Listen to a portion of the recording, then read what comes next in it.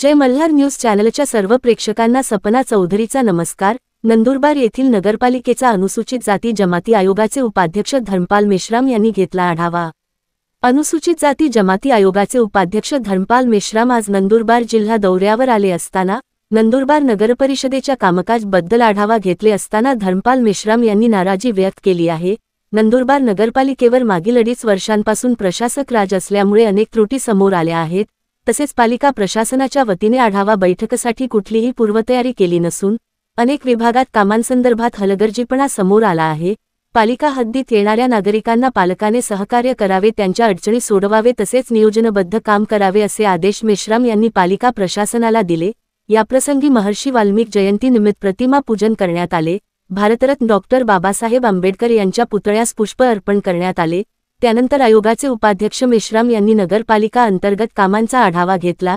यावेळी समिती सदस्य राहुल झांमरे, आयुब शेख तसेच नंदुरबार नगरपालिकेचे मुख्याधिकारी राहुल वाघ, लेखापाल वैशाली जगताप, प्रशासकीय अधिकारी जयसिंग गावित, बांधकाम अभियंता गणेश गावित, दीपक पाटील यांच्यासह विविध विभागातील अधिकारी उपस्थित होते। सपना चौधरी, जय मल्हार न्यूज, नंदुरबार।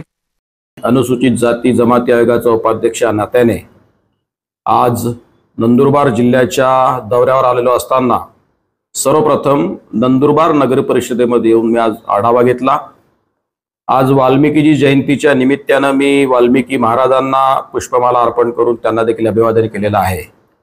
नगर परिषद नंदुरबारचा आढावा घेताना खरं तर अत्यंत ते अनुभवी असतील, मला त्याबद्दल खूप सांगायचं नाही आहे, परंतु ज्या पद्धतीच्या कामातली सुसूत्रता मला अपेक्षित होती ती निश्चितच या नंदुरबार नगर परिषदेमध्ये मला आढळून आलेली नाही। खरं तर या नगर परिषदेची पूर्वतयारी देखील त्या निमित्ताने मला आढळून आलेली नाही। अनेक पद्धतीच्या अडचणी, अनियमितता म्हणण्यापेक्षा लॅकुना मिळेल कामकाजातला तो मला या ठिकाणी अनुभवायला मिळाला। मी अनेक सूचना त्यांना या प्रसंगी केलेल्या आहेत आणि निश्चितच मला विश्वास आहे की इथले मुख्याधिकारी त्या पद्धतीच्या सुधारणा आपल्या संपूर्ण कामकाजात त्या आणतील आणि ही नगर परिषद इथल्या नागरिकांना जवळपास जी 1.25 लाखाची जी लोकसंख्या आहे किंवा मतदार संख्या आहे तिला निश्चितपणाने न्याय देईल।